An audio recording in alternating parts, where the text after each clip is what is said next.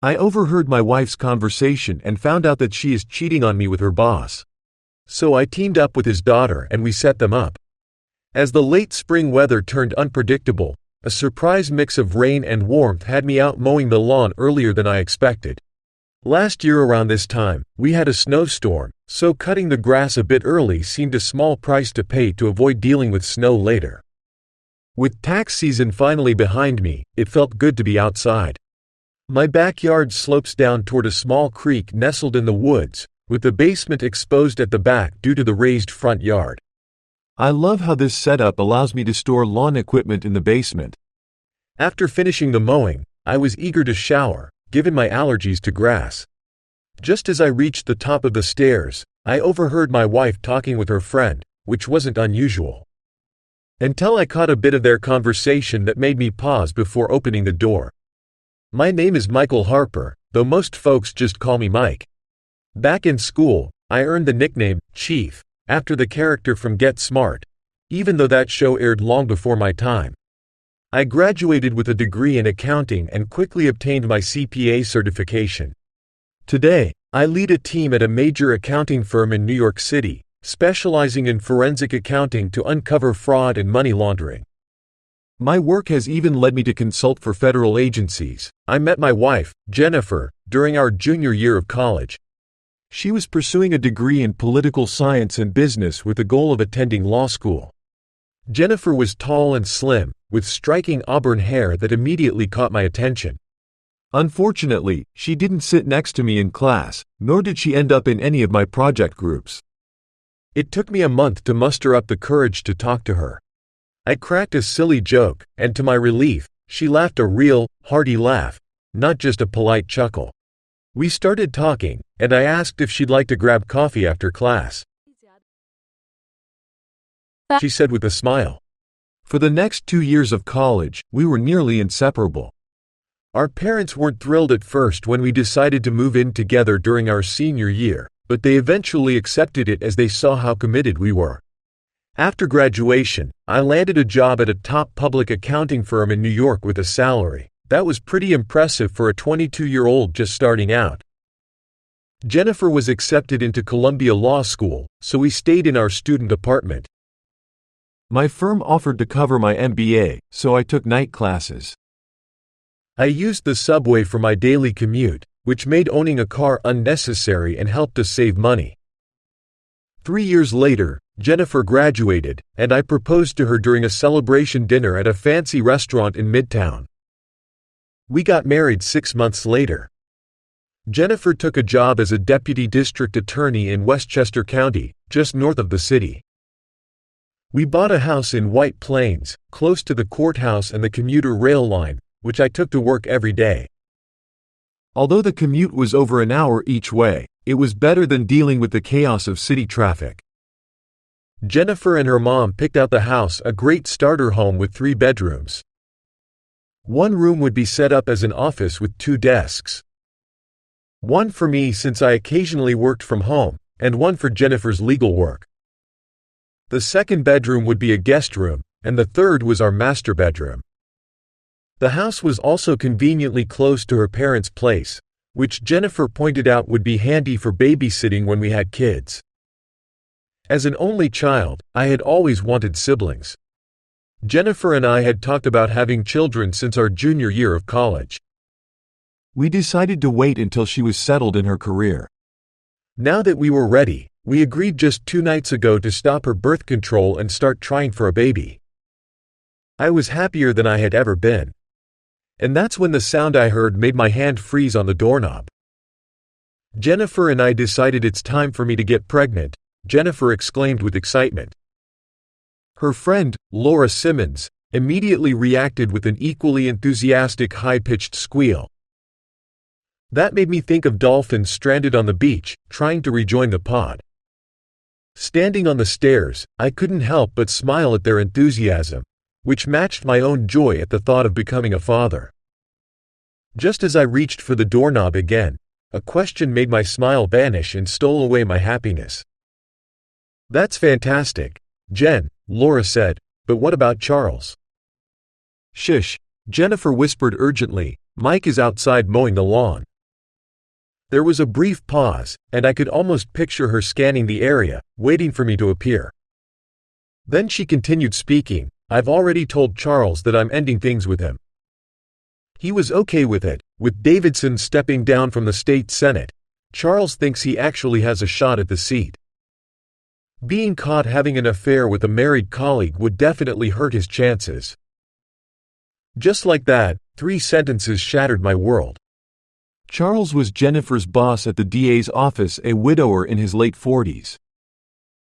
He had lost his wife to cancer, leaving him to raise their daughter alone.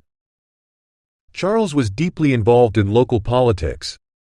Jennifer had often shared stories about his political maneuvers aimed at advancing his career. Now I realized how my wife had access to all that behind-the-scenes information. Really? Laura asked, her voice laced with curiosity. Just quitting cold turkey? You've been involved with him for 6 months, and now you're just going to walk away? Her teasing tone made me want to lash out at her.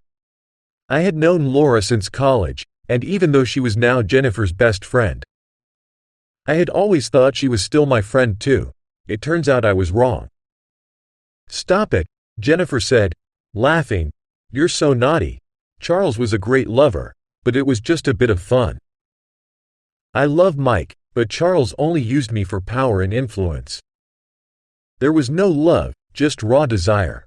Now that Mike and I are planning a baby, I don't want any complications. I love Mike, and I'm committed to being a good and faithful wife and mother. I wondered how many more cliches I was going to have to endure. Finding a strange car in the driveway and discovering them in bed together would complete the nightmare. The urge to burst into the room and scream or destroy everything in sight was overwhelming, but my body felt paralyzed. Stunned, I was unable to move, and my heartbeat thudded in my ears. So, quitting completely, Laura nudged. Jennifer responded with another giggle. Not exactly cold turkey, she confessed. I have a conference with Charles in Boston next week. We'll have our final fling there. I'll miss the excitement, but Mike and the baby are more important. I couldn't handle it any longer, but I didn't know what to do next. Loving Jennifer was tearing me apart. My instincts as an accountant kicked in, and I realized I needed to step back and plan my next move. Making a loud noise on the stairs, I acted as if I was just coming up. When I opened the door and entered the kitchen, Jennifer and Laura were sitting there with their teacups. Was there a hint of guilt on Jennifer's face? Are you okay, honey? She asked, her voice filled with concern. It dawned on me that my cheeks were wet with tears. Allergies, I muttered. Spring's going to be rough. Go upstairs and take a shower, she said. Just leave your clothes outside the bathroom, and I'll wash them right away so they don't mess up your closet.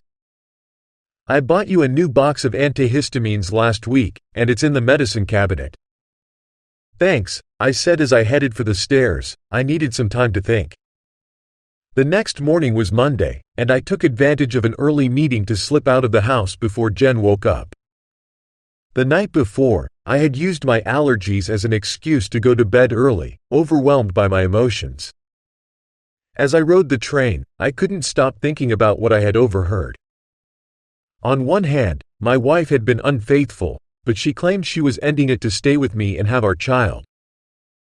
Some might say I should accept that and be thankful she was returning to our marriage with the intention of being a good wife and mother. However, a voice in my head questioned whether she might do it again in the future. Would she have another affair once the kids were in school? If that happened, a divorce would involve the kids. Jennifer would likely get custody while I'd face hefty alimony and child support payments. As an accountant and business analyst, I was trained to think about risk and reward. This situation was no different. My trust in her was shattered. The excuse of just a fling overlooked the core issue. It was the utter lack of respect shown to the partner. If the cheater truly didn't think their actions would hurt the other person, they'd be open about it, and I would have known all along. Don't get me wrong, I wouldn't have accepted her being with Charles. But at least if she had talked to me about it, some respect would have been shown. Jennifer's behavior demonstrated just how little she truly respected me. I went through my workday, but my mind was preoccupied with what to do next. Without solid evidence beyond the conversation I overheard, I hadn't noticed any signs of the affair over the past 6 months. Confronting Jennifer directly without proof seemed risky and unlikely to yield any reward. She would deny it, and Charles would deny it. Pursuing the case in court would be financial ruin, as every judge, politician, and lawyer in the area knew Charles. I'd be buried to protect his reputation. Leaving and starting fresh somewhere else crossed my mind. The idea was tempting, but the house would feel like a burden. Jennifer couldn't afford it on her own, and with little equity, she'd need to sell it quickly to avoid foreclosure. In today's market, that would be nearly impossible, ruining both our credit scores. As a CPA, having poor credit would make it hard to get a new job. If you can't manage your own finances, how can others trust you with theirs? Before taking any action, I needed solid proof. It was surprising where I eventually found it 3 days later. Although I was trying to stay composed, I still had no concrete evidence to support what I had overheard. Her personal laptop was clean, no secret email accounts, no provocative lingerie hidden away, and no suspicious receipts. Everything seemed clear. Then Jennifer called me at work to say we were invited to a party at Charles's home on Friday night. I figured it was his big announcement for his U.S. Senate candidacy. I was tempted to make a grand revelation, but without evidence, it felt pointless. We arrived right on time for the event. Charles had a large estate near Greenwich with a small horse farm. A large tent was set up in the backyard for guests. When we walked in, Charles was at the head of the receiving line, acting like royalty. As a widower, he didn't have a wife to host, so he had apparently enlisted his 21-year-old daughter to help. She greeted guests with practiced ease. When it was our turn, Charles greeted Jennifer with a broad smile, saying, "Jennifer, you made it." How wonderful. He gave her a polite kiss on the cheek before turning to me. "Michael, great to see you again. I'd be lost without your wife, but I hear you'll need to let her go soon as you start expanding the family." He laughed at his own joke. "Just make sure to return her to me when you're done, and there'll be no hard feelings." Another laugh followed while Jennifer blushed slightly. I was seething inside. His smug comment clearly had an underlying meaning that he thought I missed. "I'm not sure what the future holds," I replied in a flat, neutral tone, lacking any warmth. It was similar to how I would report audit results, professional but detached. Charles actually turned pale, and Jennifer nudged me, whispering about my rudeness. He then smoothly moved on to the next guest, leaving us with his daughter. Though I was still boiling inside, I couldn't help but notice that Charles's daughter was stunning. Her dark red hair and radiant smile reminded me of a young Deborah Kerr, while Jennifer resembled a delicate ballerina. The daughter looked like she should be on a magazine cover with her striking looks, athletic figure, and flawless skin. She was every photographer's dream. Charles had crafted the ideal political family. He appeared to be the quintessential wise statesman and family man. The death of his wife from cancer had made her the perfect martyr. Attacking her would be political suicide. His daughter, the perfect princess, was a senior at Columbia, majoring in business and pre-law. She had been a gymnast and was now a member of the university's cheerleading squad.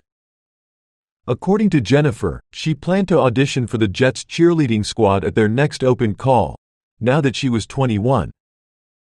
With a saintly deceased wife and a beautiful, smart, photogenic daughter, Charles was set to win over the press. As the evening wore on, I found myself drifting through Charles's grand estate, my mind racing with conflicting thoughts. Jennifer was laughing with some of Charles's political associates, seemingly unaware of the turmoil brewing inside me. Her light-hearted demeanor made my blood boil, but it also solidified the harsh reality I needed to face. The final piece of evidence didn't come from an incriminating email or a secret rendezvous. It came from watching her, truly watching her. The way she glowed in Charles's presence, the effortless connection between them. And the way she could laugh so freely after everything I had overheard. It wasn't just a fling, it was more than that, even if she couldn't or wouldn't admit it. She had crossed a line, one that couldn't be uncrossed. As we drove home in silence, my mind was already working through the numbers. The cold logic of a CPA kicked in, compartmentalizing my emotions as best as I could. Staying would be a gamble on whether Jennifer would truly remain faithful. Or whether this cycle of lies and deceit would repeat itself. Trust, once broken, was nearly impossible to rebuild. I knew that now. I could already hear the advice others might give: stay for the child, try to work it out, or people make mistakes. But deep down, I knew that I couldn't live like this, constantly questioning her loyalty, always waiting for the next betrayal. No matter what kind of mother Jennifer might become, I needed to be true to myself, and that meant not settling for a life built on shaky ground. The next morning, I didn't slip out early like before. Instead, I waited until she was awake and fully alert. She sat at the kitchen table, sipping her coffee, her face serene and unsuspecting. I sat down across from her, the weight of my decision heavy on my shoulders. "Jennifer," I began, my voice steady but firm, "we need to talk." She looked up at me, her eyes filled with a mix of confusion and concern. "What is it, Mike?" "I've been doing a lot of thinking," I said, "about us, about everything that's happened. And I've realized that this marriage can't continue." Her face paled, and she opened her mouth to protest, but I held up a hand to stop her. "I know about Charles, I know about the affair."